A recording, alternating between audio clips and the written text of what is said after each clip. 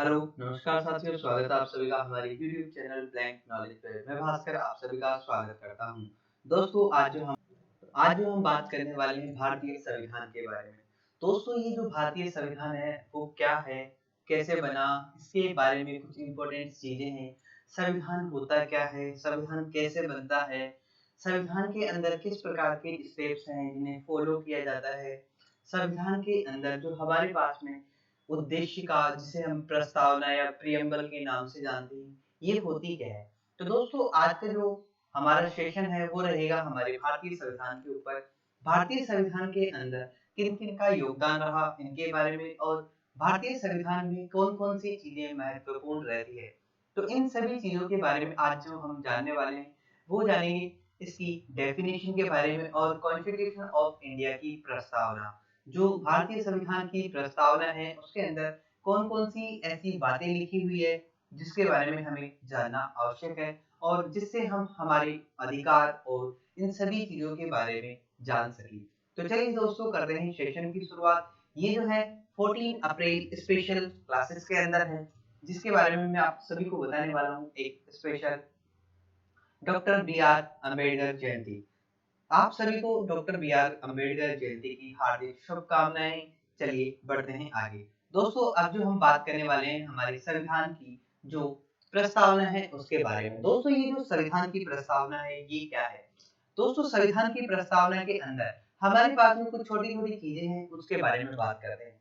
दोस्तों, संविधान की प्रस्तावना, संविधान का वह भाग जिसके अंदर संविधान की प्रस्तावना लिखी हुई है, उसके बारे में हम जानेंगे आज काफ़ी डिटेल्स में। इसी के ऊपर इसके एक-एक वर्ड्स के बारे में हम बात करने वाले हैं। इन सभी चीज़ों के बारे में बात करने से पहले हम जान लेते हैं हमारा संविधान होता क्या है और संविधान किस प्रकार बनता है और इसका किस प्रकार गठन हुआ। चलिए, दोस्तों, सबसे पहले जो हम बात करते हैं, हमारे पास में जो हमारे मन में क्वेश्चन आता है, वही यही आता है कि हमारा संविधान होता क्या है? दोस्तों, संविधान संविधान एक तरह से एक ऐसी डायरी है या एक ऐसी किताब है जिसके अंदर हमारे जो कानून होते हैं उन्हें लिखा जाता है, जिससे हमारे देश या किसी संगठन को चलाने हेतु उसके नियम वगैरह लिखे जाते हैं। यही क्या कहलाता है? संविधान कहलाता है।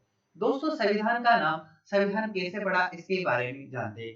दोस्तों, संविधान संविधान का जो मतलब होता है वो क्या होता है? सम प्लस विधान। दोस्तों, ये जो सम प्लस विधान है, इसी का मतलब क्या होता है? सम का मतलब होता है समान, विधान का मतलब होता है कानून। मतलब ऐसी जगह जहाँ पे सभी के लिए समान कानून रखे जाते हैं, उसी को हम क्या बोलते हैं? संविधान कहते हैं। जैसे किसी एक देश के सभी नागरिकों हेतु सभी के सभी एक जैसे कानून या नियमावली रखी जाती है, उसी को हम क्या बोलते हैं? संविधान कहते हैं। इसी के साथ में हम जो बात करते हैं कॉन्स्टिट्यूशन की। दोस्तों, ये जो हमारा कॉन्स्टिट्यूशन है, ये क्या होता है? कॉन्स्टिट्यूशन जो वर्ड्स बना है, कॉन्स्टिट्यूट से बना है, इसका मतलब होता है सर्वोच्च विधान। मतलब ऐसा कानून जो सबसे ऊपर हो। तो ऐसी जो विधि है जो क्या है? सबसे ऊपर, या फिर ऐसा कानून जो सबसे ऊपर हो, उसे हम क्या कहते हैं? सर्वोच्च कानून या सर्वोच्च विधि के नाम से जानते हैं। दोस्तों, इसके साथ में हम बात करते हैं मौलिक मौलिक नियमों होते हैं जो हमारे संविधान के अंदर मौलिक नियमों का एक समूह है। क्या है? मौलिक नियम। जो हमारे नियम्स होते हैं उनके एक समूह को हम क्या बोलते हैं? संविधान के नाम से जानते हैं। इसी के साथ में जो निर्धारित करता है वो क्या होता है? किसी देश या किसी राज्य को कैसे चलाया जाता है। मतलब हमारा संविधान मौलिक नियमों का एक समूह होगा, जिसके अंदर किसी एक देश को चलाने के लिए किस प्रकार की चीजें होती है, उन सभी के बारे में, उन सभी नियम्स के बारे में लिखा जाता है। संविधान एक संहिताबद्ध है, जिसका सीधा सा मतलब है संविधान नामक एक विशिष्ट दस्तावेज के रूप में लिखे गए हैं। संविधान के परिचय के बारे में बात करते हैं। भारतीय संविधान के परिचय के बारे में कुछ महत्वपूर्ण जानकारी। भारतीय संविधान संविधान की उद्देशिका, जिसे हम प्रियम्बल ऑफ इंडियन कॉन्स्टिट्यूशन भी कहते हैं। दोस्तों, भारत की जो संविधान सभा है उसके द्वारा 26 नवंबर 1949 को अपनाया गया। भारतीय संविधान को 26 नवंबर 1949 को अपनाया गया और 26 जनवरी 1950 को इसे भारत में लागू कर दिया गया। दोस्तों, जब इसे भारत में स्वीकार किया गया उस दिन कौन सी डेट थी? 26 नवंबर 1949। जब इसे हमने अपना लिया और इसे स्वीकार कर लिया और पूरे देश में इसे लागू कर लिया, तब कौन सी थी? 26 जनवरी 19 1950 में इसको लागू कर लिया। प्रस्तावना से तात्पर्य है, दोस्तों ये जो हमारी प्रस्तावना है उसका मतलब क्या है? प्रस्तावना से तात्पर्य है कि संविधान के सारे मतलब जितना भी सार होगा, जैसे हम किसी चीज चैप्टर पढ़ लेते हैं तो उसकी एक समरी होती है ना, उसी टाइप से उसी चीज को शो करवाने के लिए हमारे पास में क्या होता है, भारतीय संविधान होता है। तो संविधान की जो प्रस्तावना है उसके अंदर सारी की सारी चीजें जो संविधान के सार के बारे में हम इसमें युक्त करते हैं, तो इसे ही हम क्या कहते हैं, संविधान की प्रस्तावना कहते हैं। भारतीय संविधान की प्रस्तावना में सबसे पहले अमेरिका जो है उस देश की संविधान की प्रस्तावना से पेश किया गया। ये जो संविधान की प्रस्तावना है ये जो अमेरिका की देश में है वहां से हमने क्या किया है, इसको लिया है। ऐसे ही भारतीय शासन अधिनियम जो भारत सरकार अधिनियम है 1919 में एक अलग से प्रस्तावना मौजूद थी, वहां से भी ये क्या रहा हमारा, काफी ज्यादा इंपॉर्टेंट रहा। इसी के साथ में संविधान की प्रस्तावना के अंदर कौन कौन सी चीजें हैं जो महत्वपूर्ण रही, दोस्तों प्रियम्बल ऑफ कॉन्स्टिट्यूशन को हम क्या कहते हैं, भारत के पंडित जवाहरलाल नेहरू द्वारा तैयार किया गया भारतीय संविधान की जो प्रस्तावना है उसे जवाहरलाल नेहरू द्वारा तैयार किया, जिसे उद्देश्य प्रस्ताव के आधार पर आधारित है। मतलब भारतीय जो हमारे पंडित जवाहरलाल नेहरू थे उन्होंने उद्देश्य प्रस्ताव के तौर पे हमें किसकी प्रस्तावना को पारित किया था। इसी प्रस्तावना के आधार पर हमने ये जो हमारी उद्देश्य प्रस्ताव है हमारे देश में 8 बार लाया गया। इसी के साथ में 22 जनवरी 1947 को भारतीय संविधान सभा द्वारा इसे अपना लिया गया। मतलब संविधान का जो उद्देश्य प्रस्ताव था 8 बार लाया था, जो 26 जनवरी 1947 को भारतीय संविधान द्वारा अपना लिया गया और इसे ही भारतीय संविधान की आत्मा भी कहा जाता है। तो दोस्तों भारतीय संविधान की जो आत्मा है वो क्या है, हमारी प्रस्तावना है, जिसे प्रियम्बल के नाम से भी जानते हैं या फिर इसे उद्देशिका के नाम से भी जानते हैं। प्रियम्बल ये होती क्या है, प्रस्तावना। प्रस्तावना संविधान का एक अभिन्न अंग है, इसलिए इसे में संशोधन किया जा सकता है। दोस्तों इसमें हम क्या कर सकते हैं, समय के साथ साथ इसमें परिवर्तन कर सकते हैं, इसमें कोई नए वर्ड्स है उसमें कोई चीजें हम ऐड कर सकते हैं, ये जो सारी सारी चीजें हम इसमें ऐड कर सकते हैं। तो दोस्तों इसी के साथ में हमारे पास में जो नेक्स्ट क्वेश्चन है ऐसे जो बनते हैं वो क्या बनता है, संविधान सरकार। इसी के साथ में संवैधानिक सरकार क्या है, दोस्तों सीधा सीधा क्वेश्चन हमारे एग्जाम से भी पूछा हुआ होता है, संवैधानिक सरकार क्या होती है। ऐसी सरकार जो संविधान के प्रावधानों का पालन करती है वह सरकार संवैधानिक सरकार कहलाती है। संवैधानिक सरकार हमारे जो काफी ज्यादा इंपॉर्टेंट है। संवैधानिक सरकार क्या होती है, ऐसी सरकार जो संविधानों का पालन करती है उसे संवैधानिक सरकार कहती है। जैसे हमारे देश में एक संविधान है जिसे हम इंडियन कॉन्स्टिट्यूशन के नाम से जानते हैं, मतलब भारतीय संविधान। तो ये जो भारतीय संविधान है ये जो काफी इम्पोर्टेंट है हमारे एग्जाम से, और ऐसे ही इसी के अंदर इसी के अकॉर्डिंग हमारा क्या करता है, देश चलता है। तो उसे ही हम क्या कहते हैं, ऐसी सरकार जो एक बुक के अकॉर्डिंग या संविधान के अकॉर्डिंग चलती है उसे संविधान कहते हैं। संवैधानिक नैतिकता ये क्या होती है, दोस्तों संवैधानिक नैतिकता हमारी जो संविधान के उपबंधों का पालन करना, मतलब ऐसी जो चीजें जिसमें संविधान के उपबंध होते हैं, दोस्तों ये उपबंधों का पालन करना ये काफी महत्वपूर्ण है। इसमें हमारा क्या होता है, संविधान होता है, यही हमारी क्या कहलाती है, संवैधानिक नैतिकता कहलाती है। मतलब ऐसा देश जिसमें कुछ भी परिवर्तन करने के लिए हमें संविधान के साथ में बदलाव करने की आवश्यकता होती है, या उसके अंदर लिखे हुए जितने भी उपबंध या नियम है उनकी हम क्या करते हैं, रोजाना पालना करते हैं। तो वो सारी सारी चीजें किसमें आती है, संवैधानिक नैतिकता में आती है। एग्जाम्पल के तौर पे जैसे नैतिकता का मतलब कहीं रेड लाइट हो रही है, आपने अपनी गाड़ी रोक ली, तो ये क्या है, आपके अंदर एक नैतिकता है या फिर इसे मोरलिटी कह सकते हैं। तो आपके अंदर क्या है, एक मोरलिटी है जिससे आप विपरीत परिस्थितियों में भी गलत फैसले नहीं लेते। इस प्रकार की जो चीजें हैं उसे एक उपबंधों का पालन करना संवैधानिक नैतिकता कहलाती है। दोस्तों ये जो है ये है हमारी कॉन्स्टिट्यूशन ऑफ इंडिया, मतलब प्रियम्बल। इसी को हम क्या कहते हैं, भारतीय संविधान कहते हैं। दोस्तों ये जो भारतीय संविधान की प्रस्तावना है जिसे हम उद्देशिका के नाम से भी जानते हैं, दोस्तों ये जो उद्देशिका है ये काफी महत्वपूर्ण है हमारे इसमें हमारे लिए क्या क्या महत्वपूर्ण बातें लिखी हुई है, इन सारी चीजों के बारे में हम बात। भारतीय संविधान के अंदर जो भारत की प्रस्तावना है इसके बारे में, दोस्तों ये जो भारतीय प्रस्तावना है जिसे हम प्रियम्बल कहते हैं, हम भारत के लोग भारत को एक संप्रभुत्व संपन्न समाजवादी पंथ निरपेक्ष लोकतंत्रात्मक गणराज्य बनाने के लिए उसके समस्त नागरिकों को सामाजिक आर्थिक राजनीतिक न्याय विचार, अभिव्यक्ति, विश्वास, धर्म और उपासना की स्वतंत्रता प्रदान करते हैं। इसी के साथ में प्रतिष्ठा और अवसर की क्षमता, जिसे हम समानता भी कहते हैं, को प्राप्त करने के लिए तथा उन सभी में क्या व्यक्ति की गरिमा और राष्ट्र की एकता अखंडता सुनिश्चित करने वाली बंधुता बढ़ाने के लिए दृढ़ संकल्प होके हम अपने इस संविधान को आज तारीख 26 नवंबर मिति मार्ग शीर्ष शुक्ल सप्तमी संवत 2006 को एदत द्वारा इस संविधान को अंगीकृत एवं अधिनियमित और आत्म अर्पित करते हैं। दोस्तों ये जो है हमारी संविधान की प्रियम्बल है या संविधान की उद्देशिका है। तो ये जो है काफी इसी के बारे में एक एक वर्ड्स के बारे में जानते हुए हम आगे बढ़ते हैं।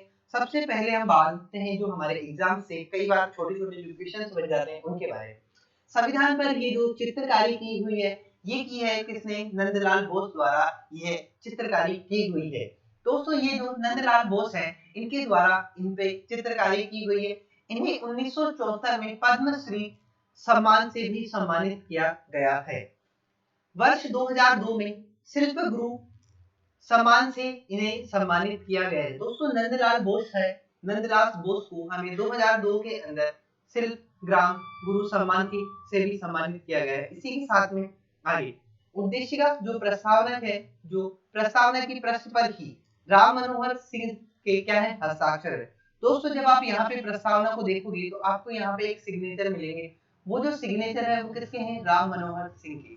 जो उद्देशिका प्रस्तावना के जो पृष्ठ है उस पर हस्ताक्षर आपको मिलेंगे। चलिए बढ़ते हैं आगे। इसी के साथ में हम बात करते हैं हमारी जो इंडियन कॉन्स्टिट्यूशन है उसे या प्रियम्बल को किसने लिखा था? अपने हाथों से प्रेम बिहारी नारायण रायजादा द्वारा इसे अपने हाथों से इंग्लिश में लिखा गया। संविधान का हिंदी में अनुवाद घनश्याम दास एवं सुंदरलाल द्वारा किया गया। हिंदी में इसे जो लिखा वो वसंत कृष्णा वेद द्वारा इसे हिंदी में लिखा गया। दोस्तों ये जो सारे क्वेश्चंस हैं वो हमारे एग्जाम्स में पूछे हुए हैं और हमें इसके बारे में पता होना चाहिए। हमारे महत्वपूर्ण क्वेश्चंस यहीं से बनते हैं। अब सबसे पहले हम बात करते हैं जिस उद्देशिका के बारे में हम बात कर रहे हैं वो उद्देशिका है क्या? दोस्तों उद्देशिका से तात्पर्य है कि उद्देशिका एक दस्तावेज है जो संविधान का आमुख होता है। जैसे हमारा जो बुक्स होता है उसके अंदर जो फ्रंट पेज होता है वही क्या होती है? जिसके बारे में उसकी सारा का सारा सार लिखा हुआ होता है, जो भारत को एक संपूर्ण संप्रभुत्व संपन्न समाजवादी पंथ निरपेक्ष लोकतंत्रात्मक गणराज्य बनाने के लिए समर्पित है। ये उसकी उद्देशिका है, मतलब जिसके अंदर भारत एक कैसा देश होगा उसके बारे में सारी जानकारी इसमें उद्देशिका में दी हुई है। उद्देशिका का इतिहास जो हमारे साथ में रहा वो क्या रहा उसके बारे में जानते हैं। 13 दिसंबर 1964 को जब प्रथम अधिवेशन हुआ तो उस समय प्रथम अधिवेशन में हमने उद्देशिका को स्वीकार करा और इसी के अंदर हमारा जो स्वीकार करने के साथ साथ इसके 8 जो प्रस्ताव थे, 8 उद्देश्य प्रस्ताव थे जो हमारे पंडित जवाहरलाल नेहरू द्वारा प्रस्तावित किए गए। उद्देश्य प्रस्ताव किसने रखा? वो थे हमारे पंडित जवाहरलाल नेहरू। उद्देश्य प्रस्ताव कितने थे? 8 हमारे उद्देश्य प्रस्ताव थे। इसी के साथ में 22 जुलाई 1947 को दूसरा अधिवेशन रखा गया जिसके अंदर उद्देशिका प्रस्ताव की बात हुई। 17 अक्टूबर 1949 को 10वां अधिवेशन हुआ जिसके अंदर उद्देशिका प्रस्ताव की बात हुई। इसी के साथ में हम बात करते हैं उद्देशिका हमारे संविधान में क्यों जरूरी है।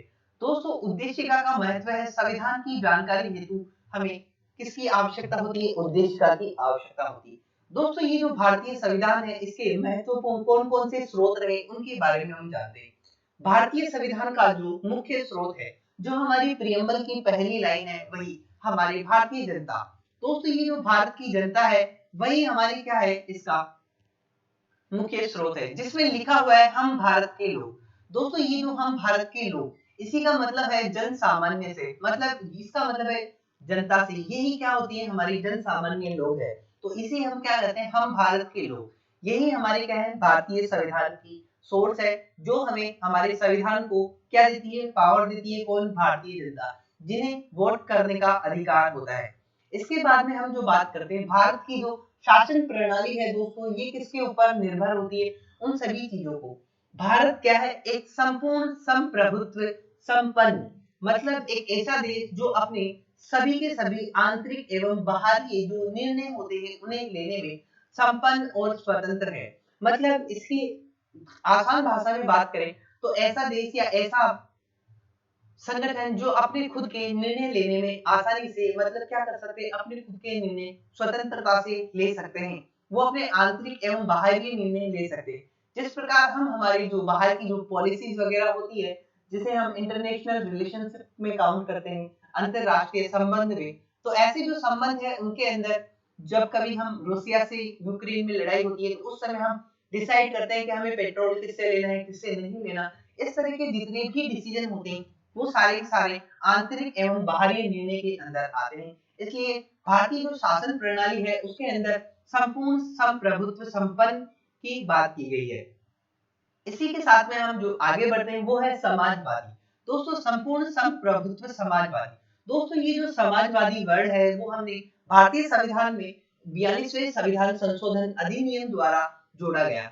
इसमें यह है धन की संकीर्णता, जो धन की संकीर्णता है, तो जो धन की संकीर्णता है उसको रोकने का काम करती है। तो दोस्तों ये जो है, इसके उदाहरण के लिए जब किसी के पास में सोर्स नहीं हो तो उसके पास तक सोर्स को पहुंचाने के लिए हमारे पास में एक सरकार होती है। तो वही सरकार सबके अंदर इक्वल चीजों को डिस्ट्रीब्यूट करती है। तो वही क्या होती है, इसके अंदर संसाधन किसी एक के पास केंद्रित नहीं होंगे, वह राज्य के पास केंद्रित रहेंगे, जो सभी तक समान वितरण करेगा। मतलब जो राज्य है वो सभी तक क्या करेगा, समान वितरण। और यही जो चीज है ये क्या है, हमारी समाजवादी। चलिए बढ़ते हैं आगे। इसके बाद में हम जो बात करते हैं पंथ निरपेक्ष का अर्थ क्या होता है। दोस्तों ये जो पंथ निरपेक्ष और धर्म निरपेक्ष, इसके बारे में थोड़ी सी जानकारी ले लेते हैं। धर्म निरपेक्ष पश्चिमी देशों की क्या है, एक विचारधारा है जिसमें कहा जाता है कि राज्य की कोई भी अपना धर्म नहीं होगा। लेकिन जो हमारा देश है वो पंथ निरपेक्ष को मानता है, ना कि धर्म निरपेक्ष को। मतलब जिसमें राज्य धर्म निरपेक्ष पे, सॉरी पंथ निरपेक्ष पर काम करेगा, राज्य का किसी भी धर्म को प्रोत्साहन नहीं करेगा। हमारे जो राज्य है उनका किसी भी प्रकार का कोई भी धर्म नहीं होगा। पंथ निरपेक्ष राज्य एक धर्म को प्रोत्साहन नहीं करेगा। सभी धर्म का समान दृष्टिकोण से देखा जाएगा और सभी को समान बढ़ावा दिया जाएगा। मतलब राज्य है जो किसी भी धर्म को प्रोत्साहित नहीं करेगा। इसी के साथ में बढ़ते हैं आगे। दोस्तों हम जो बात करते हैं लोकतंत्रात्मक गणराज्य। दोस्तों ये जो लोकतंत्रात्मक का मतलब होता क्या है, लोकतंत्र का अर्थ है लोगों का तंत्र। क्या होता है, लोगों का तंत्र, मतलब लोगों का समूह। दोस्तों ये जो लोग हैं उनका समूह ही क्या कहलाता है, हमारा लोकतंत्रात्मक कहलाता है। राज्यों का जो वंशानुगत नहीं होगा, मतलब लोकतंत्र के अंदर कोई भी राज्य के ऊपर जो शासन करने वाला होता है वो क्या नहीं होगा, वंशानुगत नहीं होगा। मतलब यही जो चीज है वो वंशानुगत नहीं होगी। लोकतंत्र जो गणराज्य होते हैं इनमें इन्हें क्या किया जाता है, जो राज्य के प्रमुख होते हैं उन्हें निर्वाचित किया जाएगा। तो हमारे जो देश के अंदर जो राज्य के प्रमुख होते हैं, जैसे हमारे पीएम और राष्ट्रपति, सीएम, इस टाइप की जो भी हैं उन्हें क्या किया जाता है, निर्वाचित किया जाता है। ये जो निर्वाचित किया जाता है दो प्रकार से निर्वाचित करते हैं, इन्हें प्रत्यक्ष एवं अप्रत्यक्ष रूप से हम क्या करते हैं, निर्वाचित करते हैं। तो ये जो चीज है ये किसके अंदर आती है, लोकतंत्रात्मक गणराज्य के अंदर। दोस्तों ये जो हमारे संविधान के जो लक्ष्य हैं उनके बारे में बात करते हैं। हमारे संविधान के कुछ लक्ष्य हैं जैसे न्याय, स्वतंत्रता। इस तरह से हम जो बात करते हैं सबसे पहले न्याय की। दोस्तों हमारे जो संविधान की जो लक्ष्य है उसके अंदर हम बात करते हैं न्याय की, जिसमें हमें सामाजिक, आर्थिक और राजनीतिक न्याय की बात करते हैं। सबसे पहले जो सामाजिक न्याय, दोस्तों ये जो सामाजिक न्याय है, जाति, लिंग, धर्म इत्यादि के आधार पर हम किसी भी प्रकार का भेदभाव नहीं करेंगे। ये हमारे लिए क्या होंगे, सारे के सारे इक्वल या फिर समान होंगे। ऐसे ही हमारे पास में आर्थिक आर्थिक स्तर पर किसी से भेदभाव नहीं किया जाएगा। कोई गरीब है तो उसके साथ में भेदभाव नहीं होगा, कोई अमीर है तो उसके साथ में भेदभाव नहीं होगा। इसकी भी हमारे पास में न्याय की है। ऐसे ही हमारे पास में जो उसके राजनीतिक अधिकारों का संरक्षण करेगा। हमारे जो भारतीय संविधान है जो लोगों के जो राजनीतिक अधिकार है उनका भी संरक्षण करेगा। इसी के साथ में हम बात करते हैं उसे जो विचार, अभिव्यक्ति, विश्वास और धर्म और उपासना की स्वतंत्रता प्रदान करता है। भारतीय संविधान की जो प्रस्तावना है, जो भारतीय संविधान के साथ साथ भारतीय जनता को, भारत के लोगों को, हम भारत के लोगों को क्या करती है, स्वतंत्रता देती है। किसकी, विचार की स्वतंत्रता देती है, आप कुछ भी सोच सकते हो, अभिव्यक्ति की आजादी देती है, इसी के साथ में विश्वास की और धर्म और उपासना, आप किसी भी धर्म और जाति को मान सकते हो और उसकी उपासना कर सकते हो, इसकी आप सभी को स्वतंत्रता है। इसी के साथ में समता या फिर समता जिसकी हम बात करते हैं वो दोस्तों ये जो समता है इसे ही समानता समानता मतलब समाज में प्रतिष्ठा अवसर और बंधुत्वता की क्षमता की बात करते हैं। दोस्तों समाज में अपनी प्रतिष्ठा बनाने के लिए हम इसका यूज कर सकते हैं और इसी के साथ में अवसर सभी के लिए समान अवसर रहेंगे। मतलब ऐसा कोई भी नहीं किसी क्षेत्र विशेष में आप अपनी शॉप खोल सकते हो, कोई बिजनेस कर सकते हो, आप पूरे भारत के अंदर कहीं भी किसी भी जगह क्या कर सकते हो, अपना कोई भी प्रकार का काम शुरू कर सकते हो। इस प्रकार के जो भी अवसर हैं वो सबको समान अवसर दिए हैं। इसी के अंदर बंधुत्वता के अंदर हम बात करते हैं आपसी भाईचारे की। दोस्तों ये जो सारी की सारी चीजें हैं ये किसके अंदर आती है, इसी के अंदर आती है भारतीय संविधान की प्रस्तावना में।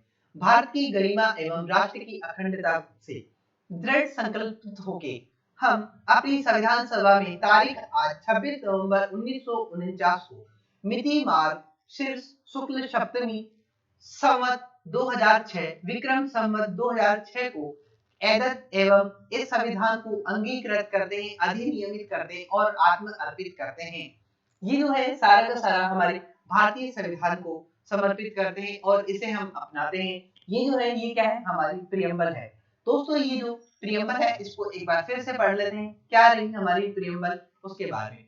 हम भारत के लोग भारत को एक संपूर्ण संप्रभुत्व संपन्न समाजवादी पंथ निरपेक्ष लोकतंत्रात्मक गणराज्य बनाने के लिए उसके समस्त नागरिकों को सामाजिक आर्थिक राजनीतिक न्याय विचार अभिव्यक्ति विश्वास श्रद्धा उपासना की स्वतंत्रता प्रतिष्ठा अवसर की समता प्रदान करने के लिए तथा उन सब में व्यक्ति की गरिमा राष्ट्र की एकता अखंडता को सुनिश्चित करने वाली बंधुत्वता को बढ़ाने के लिए इस पे दृढ़ संकल्पित होके हम अपनी संविधान सभा में आज 26 नवंबर 1949 मिति मार्ग शुक्ल सप्तमी संवत 2006 विक्रम को एदत द्वारा इस संविधान को अंगीकृत अधिनियमित और आत्म अर्पित करते हैं। तो दोस्तों इसके जो हमारे संविधान की उद्देशिका है, इससे बनने वाली जितनी भी हमारे जो इम्पोर्टेंट फैक्ट्स थे उनके सभी के बारे में, जो इम्पोर्टेंट वर्ड थे उन सभी के बारे में मैंने आपको एक्सप्लेन कर दिया है। इसी के साथ में सार्वभौमिक का मतलब स्वतंत्र राष्ट्र, समाजवादी लोकतांत्रिक समाजवाद जहां निजी क्षेत्र में सरकारी नौकरी और निजी क्षेत्र में नौकरी के साथ साथ आप काम करने की स्वतंत्रता मिलती है। धर्मनिरपेक्ष मतलब प्रगतिशील धर्मनिरपेक्षता, हम किसी एक धर्म को नहीं मानेंगे और हम उसी के साथ में आगे बढ़ेंगे। ऐसे हमें लोकतांत्रिक मतलब सर्वोच्च शक्ति किसके पास रहेगी, लोगों के पास, जो भारत की जनता। गणतंत्र का मतलब जो मुखिया या अध्यक्ष चुना होगा वो क्या होगा, निर्वाचित होगा। मतलब जिसे हम क्या कर सकते हैं, अप्रत्यक्ष और प्रत्यक्ष रूप से क्या कर सकते हैं, निर्वाचित। न्याय जिसमें सामाजिक आर्थिक और राजनीतिक जो पृष्ठभूमि है उसके साथ साथ व्यवहार में निष्पक्षता रहेगी। स्वतंत्रता विचार विश्वास आस्था और पूजा की अभिव्यक्ति की स्वतंत्रता, समता या समानता सभी के स्थिर अवसर और आदि के प्रावधानों के लिए सबकी समानता रहेगी। बंधुत्वता देश में भाईचारे को एकता और अखंडता को कायम रखेगी। ये जो सारी सारी चीजें हैं ये हमारे संविधान से काफी महत्वपूर्ण है और इसी के साथ में जो कोई हमारे एग्जाम से प्रश्न पूछे जाते हैं उनके बारे में थोड़ा सा और डिस्क्रिप्शन में डिटेल्स में जान लेते हैं। दोस्तों प्रस्तावना से संबंधित सर्वोच्च न्यायालय है जो हमारा सुप्रीम कोर्ट है, उसके अंदर कई बार कुछ मामले सामने आए हैं, तो इन सभी मामले के बारे में हम थोड़ी सी बात कर लेते हैं। सबसे पहले हम बात करते हैं बेरूबारी संघ मामला। दोस्तों ये जो बेरूबारी संघ मामला है 1960 के अंदर, इस मामले में कहा गया कि भारतीय जो संविधान है उसका प्रस्तावना भारतीय संविधान का हिस्सा नहीं है। दोस्तों इसमें हिस्सा है या नहीं है इसकी बात हम बाद में थोड़ा सा आगे वीडियो में करेंगे। उससे पहले यहाँ पे कौन कौन से मामले में क्या रहा उनके बारे में बात करते हैं। इस मामले में उच्चतम न्यायालय द्वारा प्रस्तावना को शब्दों के अंदर अस्पष्ट कहा गया, मतलब प्रस्तावना के अंदर जो है प्रस्तावना इसका अंग नहीं है, इसके बारे में कहा गया। ऐसे ही केशवानंद जो भारतीय मामला 1973 था उसमें सर्वोच्च न्यायालय ने अपने पूर्व के फैसले को खारिज करते हुए यह घोषणा की कि प्रस्तावना संविधान का एक महत्वपूर्ण अंग है। दोस्तों ये जो है इन्हें क्या कर दिया, खारिज कर दिया, कौन, सुप्रीम कोर्ट। इसी के साथ में हमारे पास में सर्वोच्च न्यायालय किसकी प्रस्तावना संविधान का एक महत्वपूर्ण हिस्सा है। इसी के साथ में इस मामले को प्रस्तावना से अत्यधिक महत्वपूर्ण प्रकाश डाला गया। इसी के साथ में इस मामले को सुप्रीम कोर्ट ने अनुच्छेद 368 के तहत मूल विशेषताओं में बदलाव किए गए संशोधन में किया जा सकता है। मतलब इसमें हम समय समय पे क्या कर सकते हैं, बदलाव कर सकते हैं। ऐसे ही हमारे पास में एस आर बॉम्बे केस है, जिसमें एस आर बोमई ने केस में घोषणा की गई प्रस्तावना संविधान की मूल संरचना का संकेत दिया। ऐसी एलआईसी ऑफ इंडिया का केस था 1995, जिसके द्वारा प्रस्तावना सर्वोच्च न्यायालय ने क्या कहा, यह इसका अभिन्न अंग है। मतलब संविधान का जो अभिन्न अंग है वो कौन सा है, हमारा प्रस्तावना है। इसके बारे में वर्तमान में क्या स्थिति है, वो सारी स्थिति अभी हम क्लियर कर लेते हैं। दोस्तों, प्रस्तावना संविधान का क्या है, एक अभिन्न अंग है। ये किसमें, एलआईसी 1995 के अंदर केस में क्लियर होगा। भारतीय संविधान न तो विधायिका के लिए शक्ति का स्रोत है, मतलब भारतीय जो संविधान है किसी को शक्ति प्रदान नहीं करता, लेकिन ये जो प्रस्तावना है काफी महत्वपूर्ण है। संविधान की उद्देश्य का ये है क्या, न्याय उचित नहीं है। मतलब इस प्रेम्बल को हम क्या कर सकते हैं, किसी भी तरह न्यायालय में नहीं लेके जा सकते। तो ये जो चीज है यहाँ पे क्लियर होगी। इसी के साथ में भारतीय संविधान की जो प्रस्तावना है उसकी महत्व के बारे में हम जान लेते हैं। भारतीय संविधान की जो उद्देशिका प्रियम्बल है उसको पंडित ठाकुर दास भार्गव द्वारा संविधान की आत्मा कहा गया है। दोस्तों, ये जो पंडित ठाकुर दास है उसके द्वारा संविधान की आत्मा कहा गया है।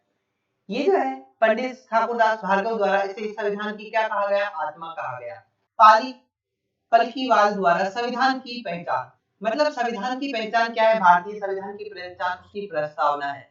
इसी के साथ में भारतीय जो उद्देशिका है, इसी के अंदर संविधान निर्माताओं ने इसे सपनों और आकांक्षाओं के साथ में सभी की दृष्टि का गठन हुआ। मतलब इससे जो हमारे जो संविधान निर्माता थे उनकी दृष्टि का गठन हो गया। मतलब किस प्रकार हमारे जो लोग थे उनकी जो दृष्टि थी वो कितनी उच्च रही होगी, कितनी हाई रही होगी, उन सारी चीजों के बारे में हमें इससे पता चलता है। ऐसे भारतीय संविधान की जो उद्देशिका है वो क्या है, उसके बारे में संविधान के मूल मूल्यों को दर्शन के प्रतीक में क्या करता है, दिखाता है। दर्शन का प्रतीक है, मतलब संविधान के अंदर जो हमारे मूल्य रहे वो सारे के सारे हमें क्या करता है, दिखाने का काम करता है। भारतीय संविधान की जो प्रस्तावना प्रियम्बल है वो क्या है, सर्वोच्च न्यायालय के अंदर क्या करती है, मार्गदर्शन करती है। मतलब सर्वोच्च न्यायालय को जो मार्गदर्शन करवाने का काम करती है वो कौन करती है, हमारी भारतीय संविधान की प्रस्तावना, जिसे हम उद्देशिका भी कहते हैं। भारतीय संविधान की जो उद्देशिका है, भारतीय संविधान की जो उद्देशिका है उसमें अधिनियम के बाद में अधिनियमित किया गया है। मतलब अधिनियमन और अधिनियमित दोनों ही किया गया है। इसी के साथ में बढ़ते हैं आगे। भारतीय संविधान की जितने भी महत्वपूर्ण चीजें थी जो हमारे एग्जाम्स के पॉइंट ऑफ व्यू से बन सकती थी वो सारी हमने बात करी। दोस्तों, इसी के साथ में एक बार मैं आपको सभी को प्रस्तावना के बारे में एक बार वापस हम भारतीय संविधान की प्रस्तावना रीड करते हैं और इसके बारे में जानते हैं। हम भारत के लोग, तो दोस्तों ये जो भारत के लोग कौन, हम भारत के लोग भारत को एक संप्रभुत्व संपन्न समाजवादी पंथ निरपेक्ष लोकतंत्रात्मक गणराज्य बनाने के लिए तथा उसके समस्त नागरिकों को सामाजिक आर्थिक और राजनीतिक न्याय विचार अभिव्यक्ति विश्वास धर्म और उपासना की स्वतंत्रता प्रदान करते हुए प्रतिष्ठा अवसर और समता के लिए तथा उन सभी की व्यक्तियों की जो गरिमा है और राष्ट्र की एकता अखंडता को सुनिश्चित करने वाले बंधुत्वता भाईचारे को बढ़ाने के लिए दृढ़ संकल्पित होके हम अपनी इस संविधान सभा में आज तारीख 26 नवंबर 1949 मिति मार्ग शीर्ष शुक्ल सप्तमी संवत 2006 को एडस द्वारा इस संविधान सभा को अंगीकृत अधिनियमित और आत्म अर्पित करते हैं। तो दोस्तों ये जो थी वो हमारी क्या थी, संविधान सभा की प्रस्तावना थी, जिसके बारे में मैंने आपको एक एक चीज एक्सप्लेन कर दी है। अगर किसी भी प्रकार का कोई भी आपको डाउट रहता है तो वो जो सारा का सारा डाउट है आप मुझे कमेंट बॉक्स में कमेंट करके बता दें, जिससे आपका कोई भी डाउट रहेगा वो सारा का सारा डाउट मैं क्या कर दूंगा, आपको कमेंट बॉक्स में ही क्लियर कर दूंगा। इसी के साथ में अगर आपको हमारी यह वीडियो अच्छी लगी हो तो इसे लाइक करें, शेयर करें और चैनल को सब्सक्राइब करें। इसी के साथ में अगर आप हमारे चैनल पे नए हैं तो हमारे चैनल को सब्सक्राइब करें। मिलते हैं अगली वीडियो में, तब तक के लिए धन्यवाद। जय हिंद, जय भारत, जय भीम।